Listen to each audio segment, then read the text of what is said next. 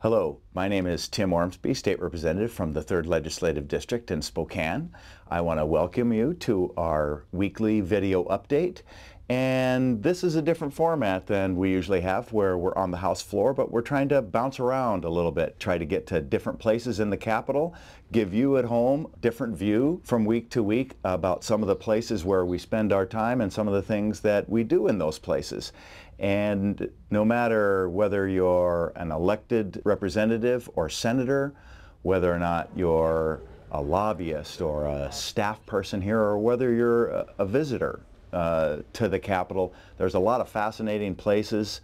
to be, a lot of interesting things to see, and we're going to try and do that week to week as we deliver our weekly video update.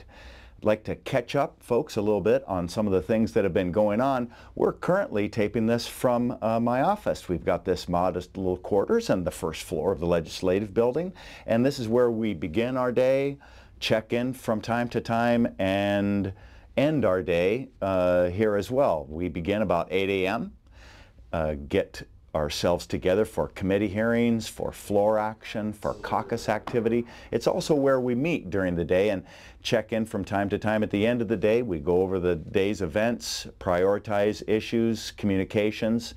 and leave 12 to 14 hours later. The table that I'm sitting at here today was the site of a lot of interesting meetings that I had earlier this week, and it involved my role as Vice Chair of the House Capital Budget.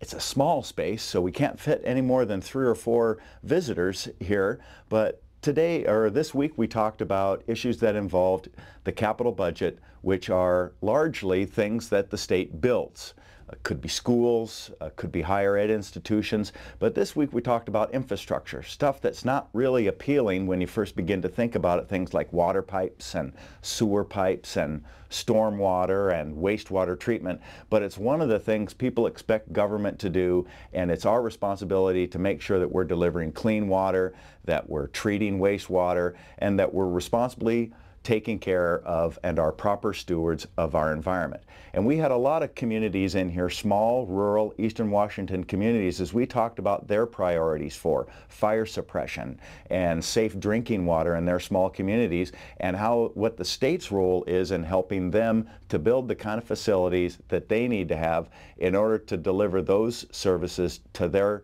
citizens in those small communities. And because there are so many programs and because there's so many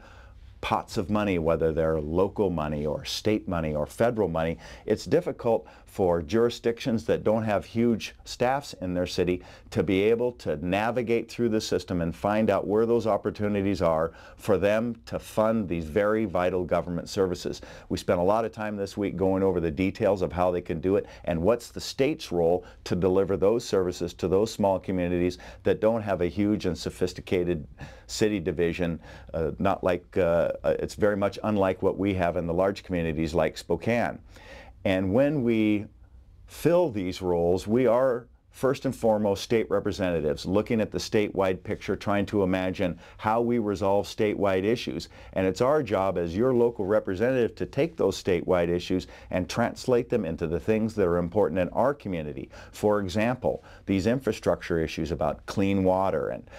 wastewater treatment and stormwater. Well, we're trying to do those for every community across the state and figure out a good statewide plan. It's our job as your representative to figure out how those statewide priorities apply to Spokane and how we deliver those services and deliver those programs where we live. And so while we have a statewide perspective, we're also imagining being able to apply and translate these things back home to you. As I said, we're going to be bouncing around the Capitol in different venues and different locations to give you an idea about what a cool place your state capitol is and some of the places we're in every day and a little bit about the process. And I would be remiss if I didn't say that when you contact our office, and hopefully the contact information will be appearing by our crack video staff as I speak, you'll be talking with or emailing or writing letters that are going to be opened by the legislative assistant in our office, the brains and central nervous system, Shannon. And Shannon is our very capable office manager, and if you call or email, she'll be getting your communication and delivering it to me, and would just ask that you be very, very polite in your interaction, and I know that she will be in return. Thanks for tuning in this week. I hope to talk to you again very soon.